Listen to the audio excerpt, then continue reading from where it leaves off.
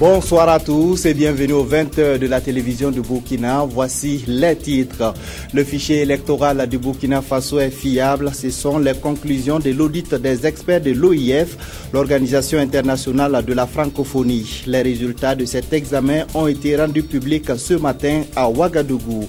L'histoire s'est-elle répétée pour Bobo Dioulasso et Malou? Après le 1er septembre 2009, les deux localités ont subi hier, 1er septembre 2015, la furie des eaux et du vent provoquant inondations, destruction d'arbres et de bâtiments. Le constat dans cette édition. Le Burkina Faso ira aux élections avec un fichier électoral fiable. Le fichier établi après l'opération exceptionnelle de révision des listes électorales a été jugé conforme aux normes internationales et de sécurité et de fiabilité en matière électorale par les experts de l'OIF, des experts qui ont également fait des recommandations de précision avec Yacouba Gamene et Bouma Ernest Nebié. Les résultats de l'audit ont montré que le fichier électoral 2015 du Burkina est fiable pour la tenue des élections législatives et présidentielles prochaines. Mené par des experts de l'Organisation internationale de la francophonie, l'audit a consisté en une analyse de toutes les dimensions du fichier électoral. Au niveau de l'arsenal juridique, nous avons effectivement conclu que les textes du Burkina Faso sont complets et très faciles à exploiter et respectent les normes internationales. Vous avez l'universalité du suffrage, vous avez le secret du suffrage, vous avez la liberté d'expression, vous avez un certain nombre de normes internationales qui sont préservées dans l'encadrement juridique. La loi prévoit l'enregistrement non seulement des Burkinabés résidant à l'étranger, mais surtout des Burkinabés, des étrangers résidant au Burkina. Pour nous, c'est un élément de satisfaction qui nous confirme que le travail que nous avons fait a été un travail de qualité. Je remercie le peuple burkinabé qui a accepté de consentir des efforts pour qu'on puisse passer à la biométrie et qu'on puisse effectivement donner à la classe politique, donner au processus électoral un fichier digne de confiance. Les experts ont formulé des recommandations pour la résolution de quelques faiblesses constatées. Des insuffisances qui se résument à la sous-inscription des jeunes de 18 à 22 ans, à l'absence de réglementation organisant la radiation des électeurs décédés et à l'insuffisance des ressources humaines techniques pour la tenue du fichier électoral biométrique permanent. Et la CENI n'aura certainement pas de difficultés pour se déplacer à l'intérieur du Burkina Faso dans le cadre de l'organisation de ces élections. Après le Nigeria, le Japon vient de donner à la Commission 21 véhicules pick-up. Le transport des hommes et du matériel électoral sur le terrain sera beaucoup plus facile. Lassina Ouattara, Ali Tansa et Draman Guéné. 21 véhicules et 8 motos à la CENI. C'est la contribution du Japon à l'efficacité du processus électoral au Burkina. Après ce don d'une valeur de 500 millions de francs CFA, le Japon souhaite des élections acceptées de tous. Je souhaite de tout mon cœur que les élections à venir soient organisées de manière transparente et équitable, crédible et apaisée, et que les résultats des élections soient bien respectés et acceptés par tous les acteurs. Ce geste rentre dans le cadre du projet nippon de renforcement des capacités logistiques de la CENI. Et avec ce matériel, l'administration des scrutins pourra se faire sans grande difficulté. Ça nous permet d'aborder en fait toutes ces opérations avec toute la sérénité nécessaire. Ça nous permet donc de compléter l'ensemble de nos équipements et nous allons donc aborder le terrain avec, comme j'ai dit tantôt, une parfaite sérénité. Outre ce don, le Japon finance un autre projet dénommé Contribution pour des élections crédibles et apaisées en 2015 et 2016 au Burkina, avec une enveloppe de 46 millions de francs CFA. 100 mm, c'est la quantité d'eau tombée sur la ville de Bobo Dioulasso hier 1er septembre. Cette forte pluie a occasionné des inondations et des effondrements de maisons dans certains quartiers de la ville. Des précisions avec Idrissa Ouarga et Moumouni Barou. Environ 114 mm d'eau tombée sur la ville de Sia en une seule pluie. Un fait rarissime qui rappelle encore le mauvais souvenir du 1er septembre 2009 à Ouagadougou. Les habitants des zones inondables comme le secteur 9 à Carville Sud ou encore le secteur 21 ne diront pas le contraire, car ils ont passé toute la nuit les pieds dans l'eau. Après plus d'une décennie, on subit la même chose en saison hivernale. Voilà. Bon, ça emporte même des enfants, même tout récemment, ça a emporté 2 personnes dans le quartier. Donc si on désengorge un peu la zone avec assez de caniveaux un peu larges, ça pourrait sauver les gens.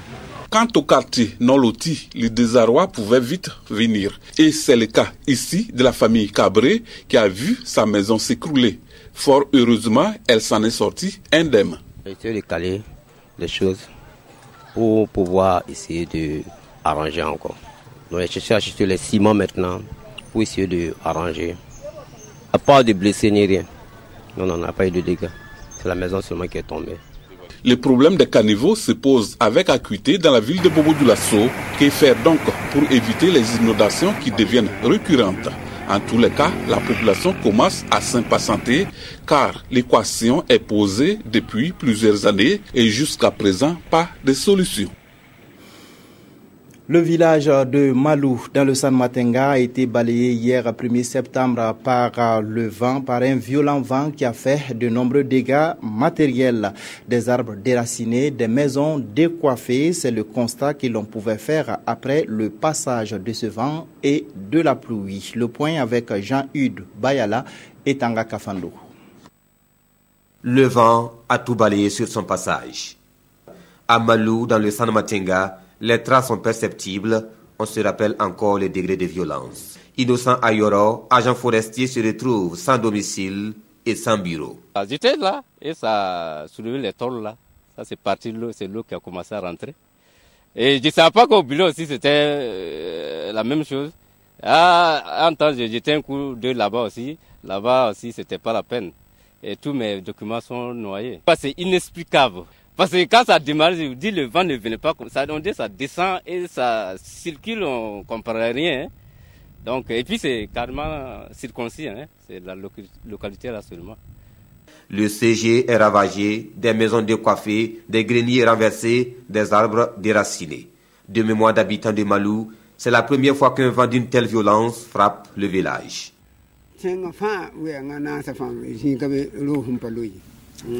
Tout le village est atteint. Je n'ai jamais vu ça depuis ma naissance. Mais grâce à Dieu, il n'y a pas eu de morts ni de blessés. Malheureusement, les dégâts sont considérables. Le phénomène survient un 1er septembre, une date qui rappelle le triste souvenir des inondations de 2009 chez le Burkinabé. À Malou, on se convainc que l'histoire a tendance à se répéter. Pour justement lutter contre les effets néfastes des changements climatiques et accroître la résilience des populations face au phénomène, un projet vient d'être mis sur pied. Son contenu a été expliqué aux acteurs engagés dans la protection de l'environnement dans la boucle du Mouhoun et le centre-ouest. Daouda Dieni, Paul Savadogo. Les changements climatiques et la déforestation constituent une menace pour l'écosystème au Burkina. C'est pour réduire la vulnérabilité des communautés locales aux risques causés par les changements climatiques et renforcer leur résilience que le projet Adaptation basé sur les écosystèmes a vu le jour. Un projet qui est mis en œuvre dans le corridor forestier de la boucle du Mouhoun et les zones humides du bassin de la Mare d'Oursi à travers 3 composantes. La première composante là, vous avez, c'est surtout basé à la DECIM, la division de la communication et de l'information, du monitoring sur l'environnement. Maintenant, la deuxième composante, ce sont les activités de terrain. Et enfin, la troisième composante maintenant, il faut qu'au niveau régional, ces adaptations-là puissent être incluses maintenant dans les développements au niveau local, au niveau régional. L'atelier technique de lancement a regroupé différents acteurs venus des régions du centre-ouest et de la boucle du Mouhoun. En 2 jours, ils vont s'approprier le contenu et les résultats du projet. Le projet EBA FEM qui vient d'être lancé dans la boucle du Mouhoun, c'est un projet qui est le bienvenu parce qu'il va contribuer donc à assainir d'abord l'existant, cette forêt-là, mais également à travailler à la protéger. Donc c'est vous dire qu'on lance un appel à tous les acteurs afin que chacun puisse jouer sa partition. D'un coût de près de 4 milliards de francs CFA, le projet adaptation basé sur les écosystèmes est financé par l'État burkinabé et ses partenaires pour une durée de 6 ans. Inciter les politiques à mieux prendre en compte les changements climatiques et les questions d'énergie renouvelable dans leurs programmes. C'est l'objectif de la deuxième journée des acteurs de la communication sur les énergies. Une conférence de presse a été organisée pour préciser les enjeux et la date de l'événement. Roger Kam, Mounira Keke et Draman Guéné. Les journalistes et communicateurs pour les énergies et le développement durable exigent des candidats à la présidentielle de 2015 une place aux énergies renouvelables dans leur programme de société. C'est ce qui ressort de cette conférence de presse qui annonce la deuxième édition des journées des acteurs de la communication sur les énergies renouvelables prévue du 10 au 13 septembre prochain. Journée au cours desquelles chacun des candidats à la présidentielle sera invité à présenter sa politique énergétique. Nous entendons mettre les politiques, notamment les prétendants au fauteuil présidentiel, devant les responsabilités sur cette question cruciale de l'énergie dans notre pays. Pour nous, l'efficacité, la pertinence et la crédibilité des programmes de société que présenteront les différents présidentiels devraient être appréciés en fonction de l'importance accordée à cette question de l'énergie. C'est pourquoi nous exerçons les politiques de façon générale et les candidats à la présidentielle du 11 octobre en particulier à faire preuve d'audace et d'engagement résolu en faveur des énergies renouvelables. Placé sous le thème « Place des énergies renouvelables dans les programmes de société des candidats à la présidentielle de 2015 », ces journées interviennent à quelques semaines de la 21e conférence des partis à la Convention cadre des Nations Unies sur les changements climatiques. Et ces journalistes souhaitent une participation honorable du Burkina à ce rendez-vous, prévu du 30 novembre au 11 décembre 2015 à Paris. Parcourir les 90 km de la route nationale numéro 22 qui relie Djibo à Kongoussi relève d'un parcours du combattant tant la chaussée est dégradée. La saison pluvieuse n'arrange rien à la situation. Certains ponts ont fini par céder avec pour conséquence la réduction du trafic routier sur le tronçon. Le point avec Bernard Diasso. Nous sommes sur l'axe Djibo-Kongoussi, une route caractérisée par son état défectueux. D'emblée, je dirais que c'est l'une des routes les plus mauvaises. L'une des routes également qui présente beaucoup de risques pour les passagers au regard de nombreux accidents que l'on enregistre du fait de la dégradation poussée de cette route-là. La saison des pluies est une période douloureuse pour ces transporteurs et populations qui ne peuvent pas se déplacer tranquillement. Sincèrement dit, nous-mêmes on se cherche. Nous on se cherche. La fois passée on a fait 2 jours avant d'arriver à Djibo. Il y a des gens qui ont quitté Ouaga-7h. Pour arriver à Djibo, le lendemain à 18h. Presque 200 et quelques kilomètres. Vous voyez que c'est pas facile. La route est mauvaise. Premièrement, tous les ponts sont cassés. Ensuite, la voie est rongée sur plusieurs diamètres. En cas de pluie, les véhicules s'embourbent facilement. Bref, il n'y a même pas de route ici. Et ce dimanche Djibo n'est pas oublié. Selon le haut-commissaire de la province du Soum, les travaux de bitumage du tronçon Djibo-Kongoussi vont démarrer en janvier 2016. Mais des travaux urgents s'imposent. Dans un premier temps, nous avions procédé à l'entretien, des travaux d'entretien de cette voie. Il était question de revenir une deuxième fois pour entretenir la voie. Mais malheureusement, du fait de certains aléas, les travaux ne se sont pas poursuivis. L'état défectueux de la route Djibo-Kongoussi est une généralité des routes au Sahel. Son bitumage va développer le volume des échanges commerciaux pour cette ville qui possède l'un des plus grands marchés à bétail du Burkina. Le Burkina Faso va entrer à partir du mois d'octobre 2015 dans le système de journée de travail continu. Ainsi en a décidé le Conseil des ministres qui s'est achevé à Fada Ngourma ce mercredi sur le coup de 19h20. Le gouvernement a également pris la décision de poursuivre sa traque des acteurs de fraude dans les concours directs de la fonction publique. D'autres décisions ont également été prises comme celle de limiter le nombre des écoles privées de formation d'enseignement primaire. Le gouvernement a aussi décidé que pour le 8 mars prochain, l'uniforme officiel sera le Faso d'Anfani. Nos reporters Salif Belem et Viviane Tiendrebego reviendront en détail sur ce Conseil des ministres dans nos prochaines éditions. Les travailleurs de la SN Sosico ont manifesté lundi dernier pour dénoncer l'octroi d'autorisation spéciale d'importation de sucre de Fada. Le ministre du Commerce s'est exprimé sur la question. On écoute Hippolyte Da. Le gouvernement instruit d'annuler les autorisations spéciales d'importation qui avaient été délivrées à tous ceux qui avaient eu ces autorisations pour pouvoir faire entrer le sucre. Et compte tenu du fait que il y avait une grande quantité de stock qui n'était pas sorti du lot de la sucre, on a dû donc annuler ces autorisations. Mais il y a certaines autorisations qui, du moins certains importateurs qui avaient déjà fait venir le sucre qui était déjà à la douane. Ces autorisations-là qui avaient été annulées, on a dû reprendre, on a dû les autoriser parce que c'était déjà à la douane. Donc avec l'autorisation du ministre de l'économie et des finances, nous avons, on a dû donc permettre à ces opérateurs-là de pouvoir faire rentrer le sucre. Et c'est ce qui nous a permis de pouvoir passer la période de pointe, la période de carême, pendant la période au cours de laquelle il y a toujours des ruptures au niveau de l'approvisionnement. Et pour le cas SICOM, c'est le cas de l'autorisation qui a été délivrée. Ça, c'est un intéressé qui est venu, qui a démarché, qui nous a rassuré qu'il était à jour par rapport à ses enlèvements au niveau de la SICOM. Ce qui nous a amené à peut-être à lui délivrer une autorisation. Mais ce n'est qu'une petite quantité de 2000 tonnes.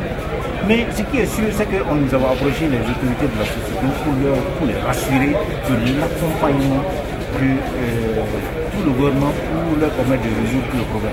Il y a un ensemble de préoccupations qu'ils ont eu à poser. Il y a leur stock qui est posé et ils ont posé également le problème de la valeur de référence pour le dédouanement au niveau de la douane. Là, c'est véritablement des problèmes parce que si nous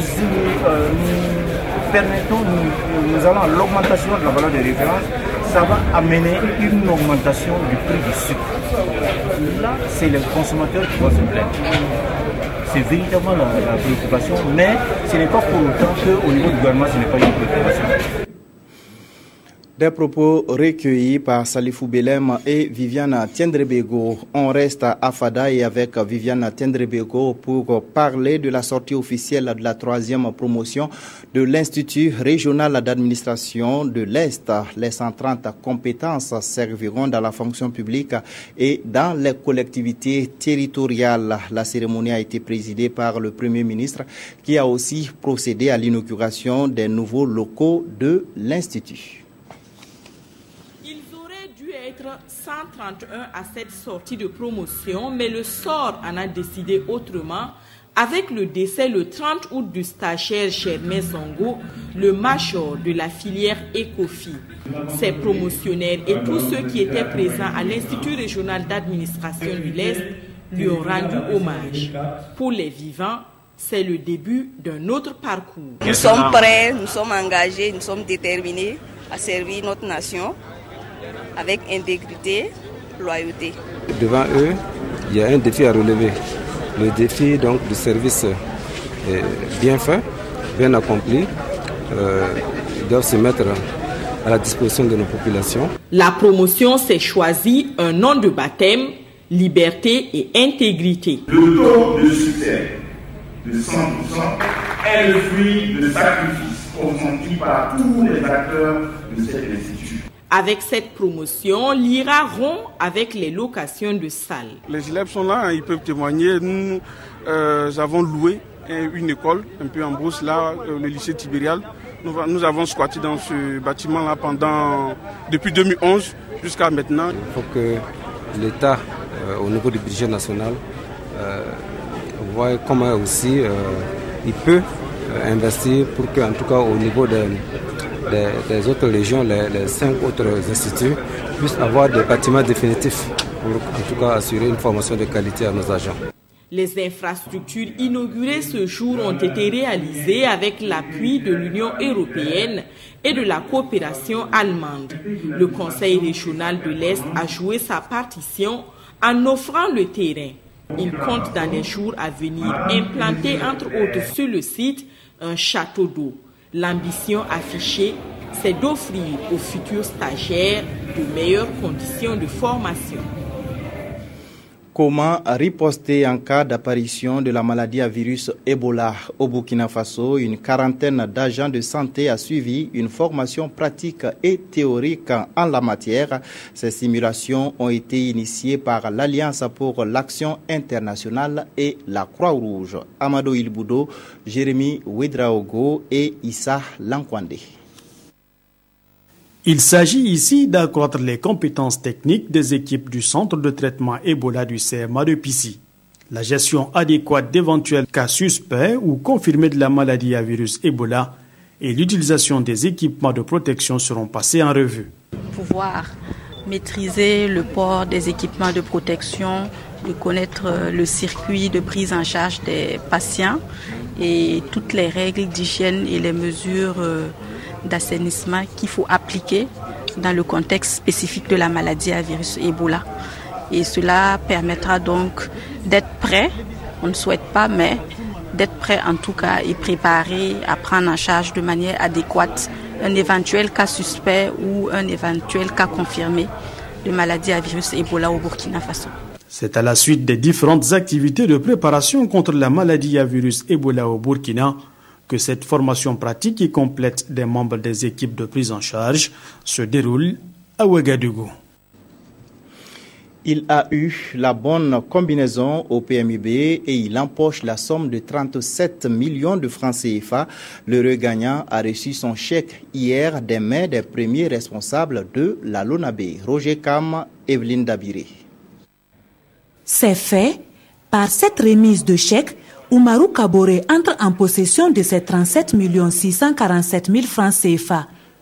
Cette somme est la cagnotte remportée par ce turfiste employé de commerce lors du 4+1 du 23 août dernier avec une mise de 900 francs CFA. Et ce gagnant a déjà des projets. Nous allons réaliser beaucoup de choses. Construire une ferme, investir pour faire fructifier cet argent.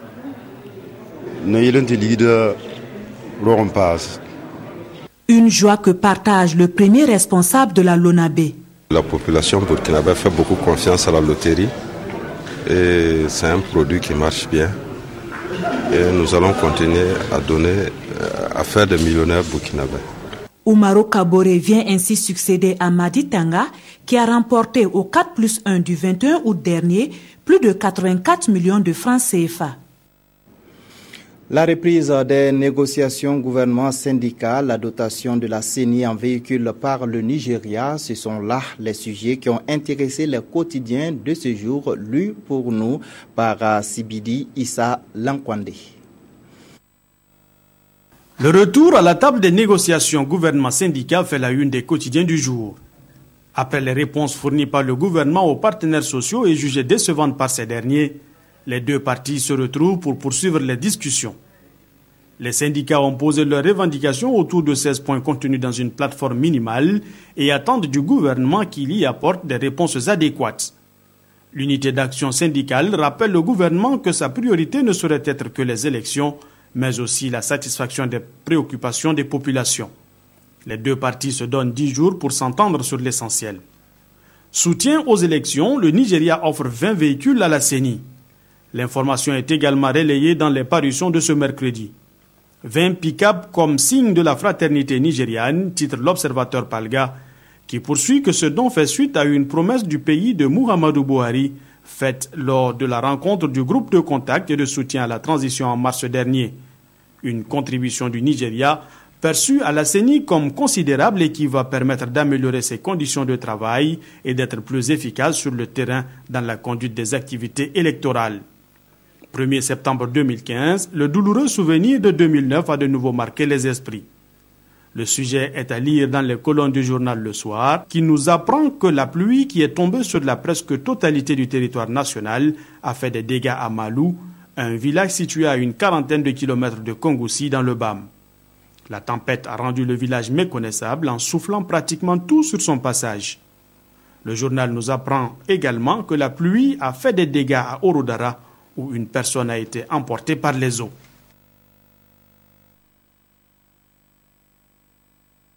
Le Burkina Faso va entrer à partir du mois d'octobre 2015 dans le système de journée de travail continu.